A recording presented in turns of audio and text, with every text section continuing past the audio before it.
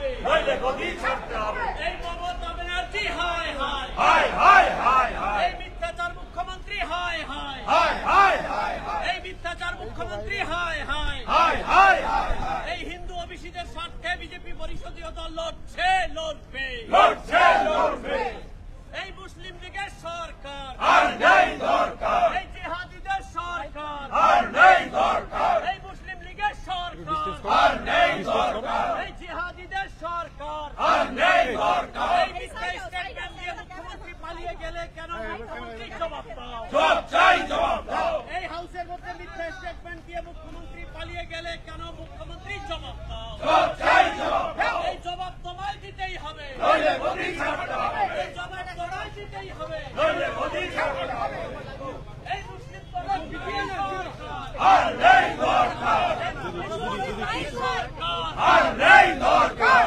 এই হিন্দু বিরোধী সরকার, আর নেই দরকার, এই হিন্দু বিরোধী সরকার, আর নেই দরকার, এই মুসলিম লীগের সরকার, আর নেই দরকার, এই মুসলিমের সরকার, আর নেই দরকার, এই জিহাদিদের সরকার, আর নেই দরকার, এই জিহাদিদের সরকার, আর নেই দরকার, এই হিন্দু বিরোধী সরকার, আর নেই দরকার, এই হিন্দু বিরোধী সরকার, আর নেই দরকার। পিছনে এত জায়গা আপনারা জানেন চোরের মতো এসেছে, চোর মমতা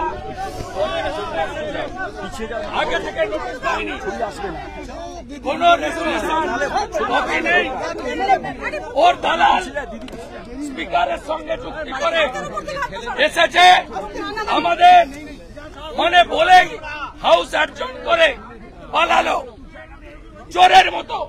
কভার 180টা কমিউনিটিকে ওবিসি করেছে, 119টা মুসলমান। এ সরকার মুসলমানের সরকার, মুসলিম লীগের সরকার।